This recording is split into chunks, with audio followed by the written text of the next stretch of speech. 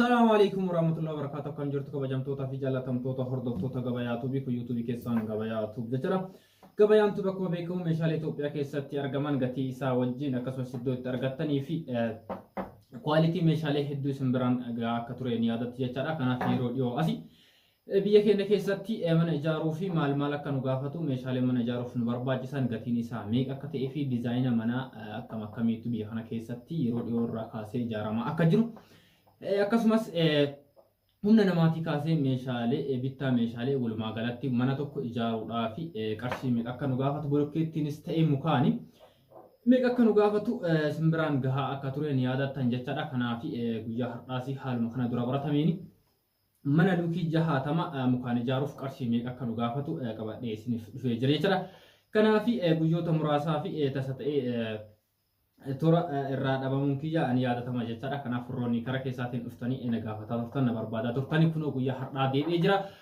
Ulfinni keessan guddaadha, ulfaadhaa galatoomaa isiniin jedha. Kanaaf guyyaa har'aa akkuma jalqaba irratti kaasuuf yaaletti mana luukii jahaatama mukaan ijaaruuf muka gosa akkamii akka nu barbaachisu akkasumas mukni kunniin ammoo gatiin isaa meeqaan akka jiruu fi walumaa galatti humna namaa dabalatee meeshaalee bittaa meeshaalee dabalatee qarshii meeqaan mana luukii jahaatama jalqabnee xumuruu akka dandeenyu kallattimaan isin biraan gaha jechaadha. Kanaaf warroonni yeroo jalqabaatiif gara YouTube chaanaalii keenya dhuftan subscribe gochuu hin dagatina.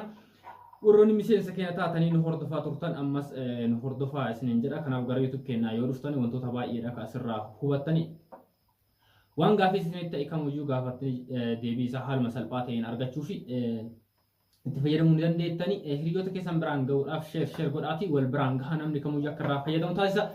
Kanaaf kallattimaan gara odeeffannoo guyyaa har'aa qabadhee dhufetti yoo seene jechaadha. Mana luukii jahaatamaa kana ijaaruudhaaf tartiibaan mukarraa kaasee hamma simmintoo dhagaa fi qorqoorroo akkasumas gosoota mukaa hedduudha jechaadha. Mana tokko ijaaruuf muka gosa hedduu nu gaafata. Kanas isin biraan gaha jechaadha. Mana mukaa kana ijaaruuf ammoo humna namaa baay'ee hin gaafatu ta'us humna namaa muraasa gaafatu kanas gatii isaa wajjin isin biraan gaha. Kanaaf hanga xumura qophii keenyaatti xiyyeeffannoodhaan nu hordofaa jedha. Viidiyoochi gabaabaa waan ta'eef viidiyoo yoo jalqabtan xumuruu yaala maaliif jalqaba irratti meeshaalee isa barbaachisu yoo laaltanii gara xumuraatti ammootuyyuu gatiin meeshaaleen kun ittiin bitamu walumaa galatti jedhamee xumura irratti jechaadha. Manni kana ijaaruuf qarshii meeqa akka gaafatu xumura irratti kan kaa'amu jechaadha. Kanaaf gara jalqaba laaltanii gara xumuraa yoo hin laalle tokko gatii isinii hin qabu. Kanaaf viidicha xumuruu yaala. Viidicha xumuraan fayyadamoo akka taatan isin taasisa jechaadha. Kanaaf mana tokko ijaaruuf jalqaba yoo laalle xaarbii nu gaafata jechaadha. Xaarbii kana hammam akka nu gaafatu gamanumaan isin biraan hanga akkasumas maagaratu jira girgidda kan ittiin dhahamu jechaadha. Akkuma viidiyoo irratti argaa jirtan kun naannoo tokko tokkotti dheerinni mana naannootti wal tara jechaadha. Dheerina meetira 5 meetira 6 fi meetira 4 jedhameetiin kan ijaaramutu jira jechaadha. Manni mukaa yeroo ijaaramu kanaaf iddoo iddootti garaagarummaa hedduu qabaatus yeroo kanatti magaalaa sadarkaa guddina irra jiran keessatti haalli ijaarsa manaa wal fakkaataadha waan ta'eef meetira 5 hamma meetira 6 kan ijaaramu jechaadha. Kanaaf tilmaama kanaanii isin biraan gaha jechaadha. Mana tokko mana luukii jahaatama ijaaruu fi xaarbii 900 nu gaafata jechaadha. Xaarbii 900 kana qarshii meeqa akka nu gaafatus isin biraan gaha. Xaarbitti aanee maagaratu jira kan amma suuraa irratti argaa jirtan kana jechaadha. Maagara kana girgiddaa kan ittiin dhahamu jechaadha. Girgiddaa kanarratti kan dhahamu mana luukii jahaatama ijaaruu fi maagara 175 nu barbaachisa jechaadha. Maagara 175 kana gama qarshiitti yoo deebifnu qarshii meeqa akka ta'us gamanumaan isin biraan gaha qubsaan hordofaa isiniin jira.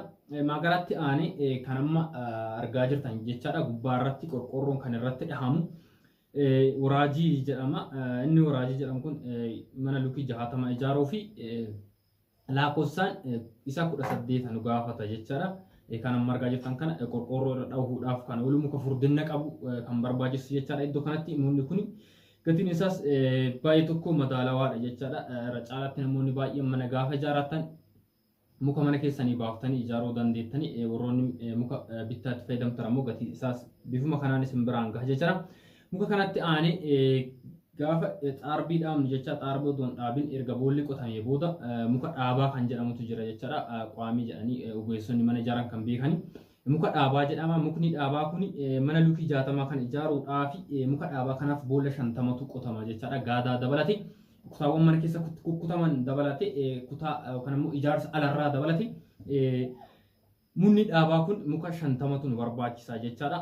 Isumatti aanee muka dhaabaa jalatti kan dhaabbatu muka heexoo kan immoo hin dhiyeessarraa kan bocameetiin galutu jira. Muka dhaabaa kana jalatti aangilii boolla irratti kan galu kana jechaadha. Isa jalatti kanchii jedhanii ogeessonni mana ijaaran kan beekani muka dhaabaa kana jalatti galu gosa 50 nu gaafata. Isas muka dhaabaa faana waan dhaabaniif manni keenya akka jabaatuu fi inni kun galuun isaa dirqama ta'a jechaadha. Naannoo tokko tokkotti biyyeen humna ijaarsa manaa baachuu salphaa waan ta'eef baay'ee waan hin dandeenyeef muka dhaabaa kana jalatti munni hin dhiyeessaa yookaan ammoo heexoo kan jedhamu jala isaatti galuun isaa dirqama. Kanas gatii isaa gamanumaan simbiraan gaha jechuudha.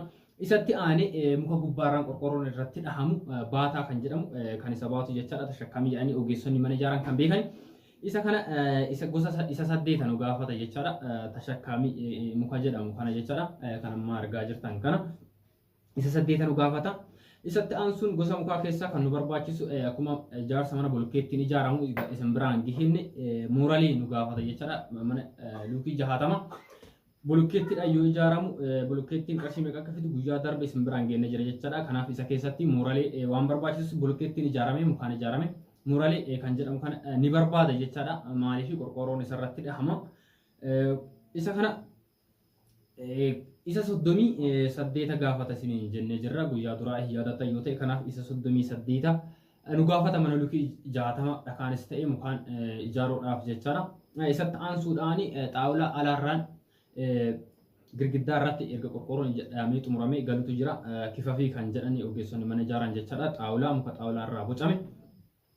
Isa kana isa 11 nu barbaachisa jechaadha. Mana keenya zura aangiliiwwan jiran hunda irratti dhahuu fi kan amma argaa jirtan qalamii buliidhaan kan dibame kana jechaadha. Isa kana gosa 11 nu gaafata. Namoonni tokko mana gaafa ijaaranii gara duubaa girgiddaa alarraatiin ittiin fayyadamanii maaliif gara alarraatiin nama biraatu ijaarsa mana nama biraatu jira waan ta'eef xaawulaan kun yoo dhaames gatii hin qabu hin mul'atus bareedaaf barbaadames hin mul'atu waan ta'eef isa kana gara foobichaan fayyadamuu dandeettan jechaadha. Gara foobichaan yoo fayyadamtani hamma isa 6 isin gaafata jechaadha. Kanaaf walii gala roga isaa yookaan aangilii isaa hundarratti fayyadamuu yoo barbaadan isa 11 isin gaafata jechaadha.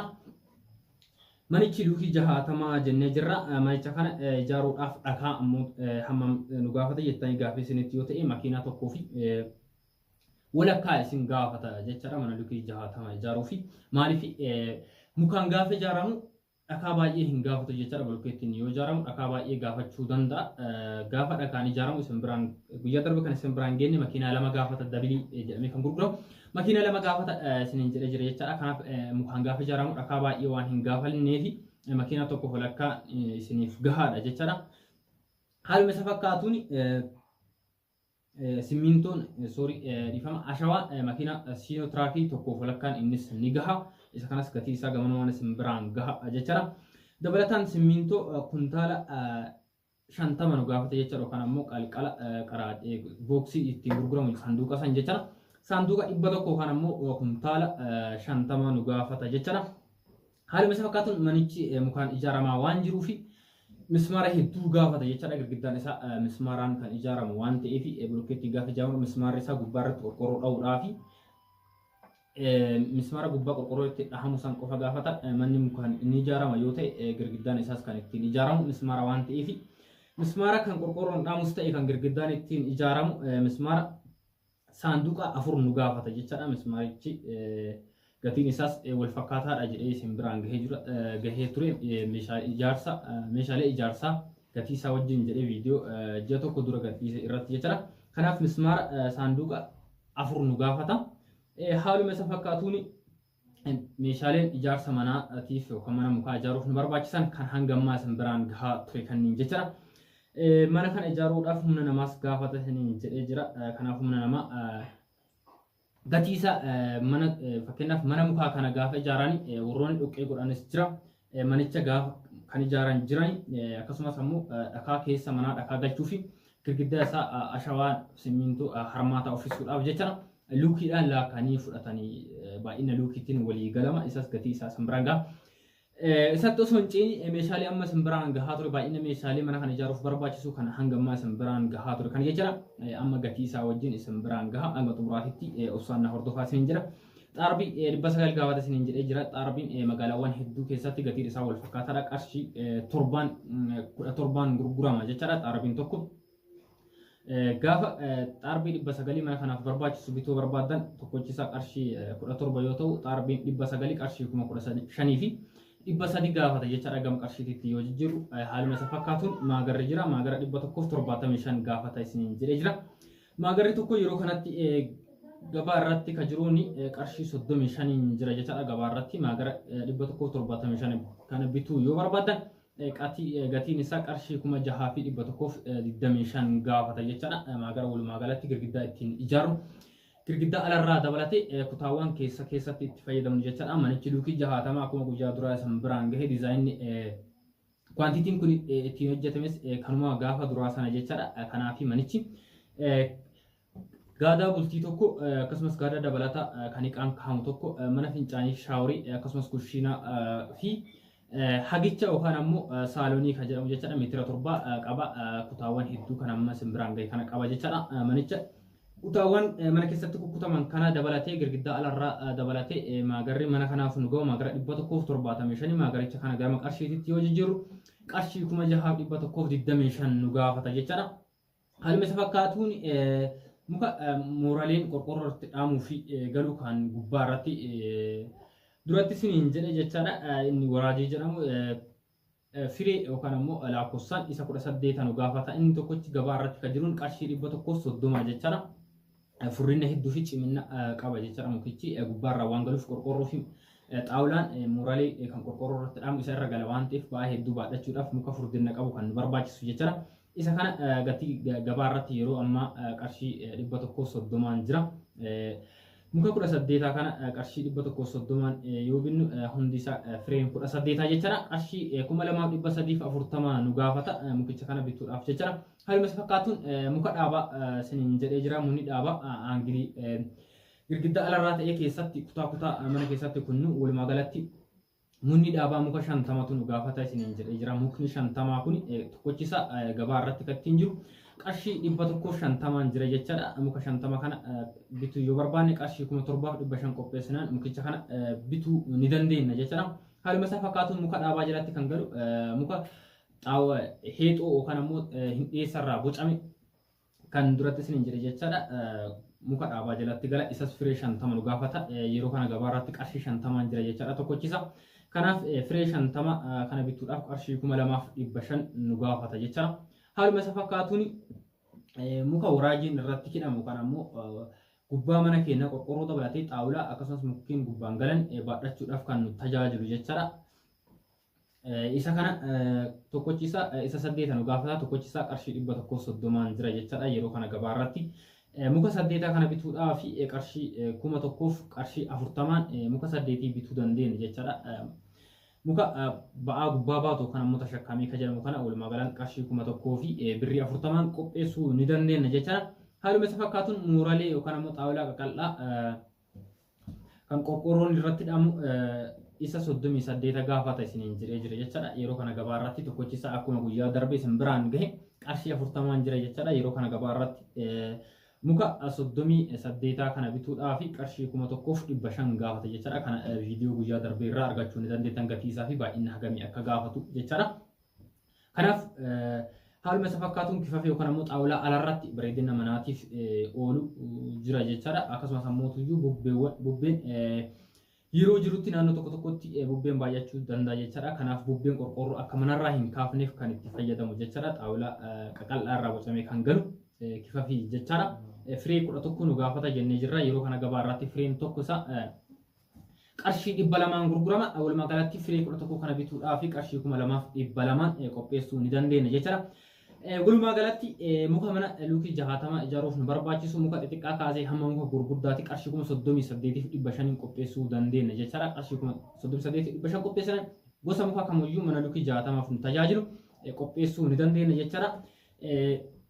Haaluma isa fakkaatuun qorqorroo gama qorqorroo itti isin qorqorroo 60 isiniin jedhee jira. Qorqorroon tokkochi yeroo kanatti gabaa irratti qarshii 200 jira tokkoffaa kan jedhamu jechaadha. Kanaaf tokkoffaa kanaan gaafa ijaarru qorqorroon tokkochi qarshii 200 yoo ta'u qorqorroo 60 mana kanaaf barbaachisu qarshii 12,000 bituu ni dandeenya jechaadha. Kanaaf sun immoo murteessan akkaataa isin manatti ijaarrattanii qorqorroo lammaffaa sadaffaa fayyadamuu dandeettan jechaadha. Qorqorroo lammaffaa gaafa fayyadamtan qarshii 180 60 kana ittiin dhuftanii argachuu dandeettan jechaadha. Kanaaf qarshii 200 qorqorroo tokkoffaadhaan isinii hojjedhee jira. Isa gaafa fayyadamtan qarshii 12,000 nu gaafata jechaadha. Haaluma isa fakkaatuun ashawaan makiinaa tokkoof walakka gaafata isiniin jedhee jira. Makiinaan tokkos yeroo kanatti gabaa irratti qarshii 4,500 jechaadha. Viidiyoo darbe irratti qarshii 4,200 jira. Yeroo kana mootuyyuu dabalee jira jechaadha. Kanaaf waqtiin kun waqtii namni baay'inaan mana ijaaru waan ta'eef meeshaaleen ijaarsa manaa hedduun isaanii dabalanii makiinaa tokkoof walakkaa kana qarshii 6,750 bituu dandeenya jechaadha. Manicha kana ijaaruudhaaf nu gaha waan ta'eef haaluma isa fakkaatuun akka mana kanaaf barbaachisu makiinaa dabili jedhameetiin kan gurguramu jechaadha. Makiinaa kana makiinaa lama barbaachisa. Makiinaa tokkochi qarshii 2,400 jechaadha. Makiinaa lama nu barbaachisa. Makiinaa lamaa kana yookaan immoo dhakaa mana kanaaf ga'u bituudhaaf qarshii 4,800 qopheessinaan rakkicha mana kanaaf ga'u qopheessuu ni dandeenya jechaadha. Haaluma kana fakkaatuun simmintoo nu gaafata isiniin jedhee jira. Manicha kana ijaaruudhaaf simmintoo kuntaala 50 nu gaafata. Kuntaalli tokkochi yeroo kana gabaa irratti qarshii 550 jira. Viidiyoo darbe irratti 520 isin hojjedhee jira jechaadha. Yeroo kanatti hedduu tokko dabalee jira. Kanaaf kuntaala 50 kana bituudhaaf qarshii 27,500 nu gaafata jechaadha. Mana luukii 60 kana ijaaruuf simmintoon gam qarshiitti jiru qarshii 27,500 simmintoo mana kanaaf nu ga'u binnee xumuruu ni dandeenya jechaadha. Haaluma kana fakkaatuun mismaaratti yoo ceene jechaadha. Mismaara saanduqa 4 nu gaafata isiniin jedhee jira. Yeroo kana gabaa irratti viidiyoo yeroo darbe meeshaalee ijaarsa manaa jedhee isin hojjedhe irratti yoo ilaaltan qarshii 260 jechaadha. Gatiin isaas yeroo sanirraa kaasee hamma ammaatti gatii dhuma sanaan jira waan ta'eef saanduqa 4 kana bituudhaaf qarshii 1,040 mismaara gosa kamuu qorqorroon gubbaa ittiin dhahamu ta'e akkasumas ammoo girgiddaan kan ittiin ijaaramu qarshii 1,040 binnee xumuruu dandeenya jechaadha. Walumaa galatti mana luukii 60 kana ijaaruudhaaf gatiin meeshaaleen ittiin bitamu mukaa kaasee simmintoo ashawaa dhakaa mismaara meeshaalee hanga ammaa san biraan gahe kana jechaadha. Qarshii 90,600 meeshaalee kamuu bituu dandeenya jechaadha. Osoo humna namaa ijaarsatti hin seenneen bittaa meeshaalee irratti jechaadha. Qarshii 90,000 birrii 60 qopheessinaan meeshaalee kanneen hunda bittanii qopheessuu dandeettan jechaadha. Haaluma kana fakkaatuun gara humna namaatti mana kana ijaaruudhaaf humna namaatiif qarshii meeqatu nu barbaachisa yookaan immoo qarshii meeqa baasuu dandeenya fayyadu gama namaan isin biraan gaha. Jalqaba irratti ogeessi mana kana ijaaru jechaadha. Jalqaba irra boolla qotee manicha lafarraa kaasee hamma qorqorroo gubbaa ittiin dhahu ogeessa mana ijaarutu hojii kana hundaa fudhatee kan hojjechuu danda'u jechaadha. Hojichi kontiraata kennama waan ta'eef isa kana yeroo kanatti qorqorroon yookaan immoo luukii qorqorrichaatiin laakkaatan jechaadha yookaan immoo herreegatan jechaadha. Isaan mana ijaaran kun yeroo ammaa kana magaalaawwan hedduu keessatti kan isaan ittiin dalagan luukii tokko qarshii 125 jechaadha. Manichi keenya akkuma jalqaba irratti isin kaasa luukii 60 waan ta'eef luukii 60 kana luukii tokkocha qarshii 125 baay'ifne yoo jennu qarshii 7,500 nu gaafata jechaadha. Ogeessi manicha kana ijaaru qarshii 7,500 gaafata jechaadha. Haaluma isa fakkaatuun kan dhakaa lafarra afu yookaan immoo waalikii isaa kan hidhu akkasumas ammoo harmaata duuba isaa akkasumas keessa mana kan uffisu jechaadha. Walumaa galatti hojii mana luukii 60 kana hojjechuudha qarshii 25,000 hojjechuu danda'a jechaadha. Egaa haaluma isa fakkaatuun manichi mana dhoqqeeti waan ta'eef mukaan ijaarame waan ta'eef dhoqqeetu itti uffifamu yookaan immoo itti dhahama jechaadha. Hojjettoonni yookaan immoo ogeessonni dhoqqee dhahanis manicha kanatti dhoqqee dhahuudhaaf kan isaan ittiin herreegatan baay'ina luukii mana saniitiin yookaan immoo luukii qorqorricha mana sanaatiin jechaadha. Manichi luukii 60 kanaaf baay'ina luukii 60 kanaan herreegatanii yeroo kanatti isaan ogeessi dhoqqee yookaan immoo hojjettoonni dhoqqee dhahani luukii tokkocha qarshii 180 jechaadha kan herreegatan. Manichi luukii 60 kanaan gaafa baay'iftanii qarshii 11,000 gaafata jechaadha. Qarshii 10,800 hamma qarshii 11,000 gaafata. Walumaa galatti mana kana ijaaruuf humna namaatiif qarshii nu barbaachisu jechaadha. Qarshii 43 jechaadha. Ogeessa manicha lafaa kaasee ijaaru ogeessa manichatti dhoqqee dhahu akkasumas ammoo harmaataa kana kan afuu fi dhakaa mana keenya keessa kan galchu walumaa galatti qarshii 43,500 nu gaafata jechaadha. Egaa kana walumaa galatti manicha kana jalqaba isaa kaafne muka dhaabaa dhaabne akkasumas ammoo qorqorroo gubbaa isaa uffifne ashawaa garafne yookaan ammoo itti uffifne balbala isaa osoo hin dabalatiin jechaadha. Hojichi kana yookaan ammoo qophiin guyyaa har'aa isin dhiyeesse jechaadha. Ijaarsa mana jalqaba isaa irraa kaasee hamma mana miidhagsee qalamii fi balbala isaa hin dabalatu jechaadha. Walumaa galatti meeshaaleen amma isin biraan gahee fi humni namaa dabalate manicha kana sadarkaa kanarratti bareechifne sadarkaa kanaan gahuu fi qarshii 1,135 nu gaafata jechaadha. Manicha luukii 60 kana ijaaruuf kanaaf ammoo iddoo tokko tokkotti garaagarummaa uumuu danda'a. Warroonni namoonni tokko tokko mana dhakaa yookaan mukaan gaafa ijaaratu mukicha manaaf barbaachisu kanuma isaa dhuunfaa isaatiif qabu muka ofii isaatiif qabu itti fayyadamuu danda'a waan ta'eef isaanan akkasii warroonni muka keessanitti fayyadamuu barbaadan gatii mukaaf baafne kan amma jalqaba irratti isinii dha'ee kana keessaa hir'iftanii qarshii hammam akka isin gaafatu adda baasuu dandeettan jechaadha. Egaa kabajamtoota dhaggeeffattoota keenya qophiin guyyaa har'aa isin qabadhee dhufe kan amma hanga ammaa hordofaa turtanii namoonni hedduun gara keessaatiin fi koomentii jalatti mana bittaa barbaanne yookaan immoo mana bittaa mana gurgurachuu barbaanne jettanii kan na gaafatan jira. Kanaaf warroonni mana gurgurachuu barbaadan yookaan immoo mana bitachuu barbaadan lafa gurgurachuu barbaadanii fi lafa bitachuu barbaadan karaa keessaatiin dhuftanii manni keessan luukiin isaa hangam akka ta'e midhaaginni mana keessanii sadarkaa kamirraa akka jiru bal'inni lafa keessanii kaarii meeqa akka ta'e gara keessaatiin dhuftanii beeksisuu ni dandeettani. Warroonni bitachuu barbaadanis ammoo magaalaa kamirratti bitachuu barbaadanii qarshii meeqaan bitachuu barbaadan akkasumas ammoo mana lafa gamii irratti ijaarame bitachuu akka barbaadan gara keessaatiin dhuftanii nu qunnamuu dandeettanii kanas isiniif hojjechuudhaaf qophiidha jechaadha. Kanaaf hanga viidiyoo biraatiin walitti deebinutti nagaan nuuf tura. Qophii kana qopheessee isin biraan kan ga'e ni biraan buriiti. Viidiyoo biraatiin hanga walitti deebinutti nagaan nuuf tura. Nageenyi keenya bakkuma jirtanitti isin haa qaqqabu. Sheer laayik gochuu hin dagatina.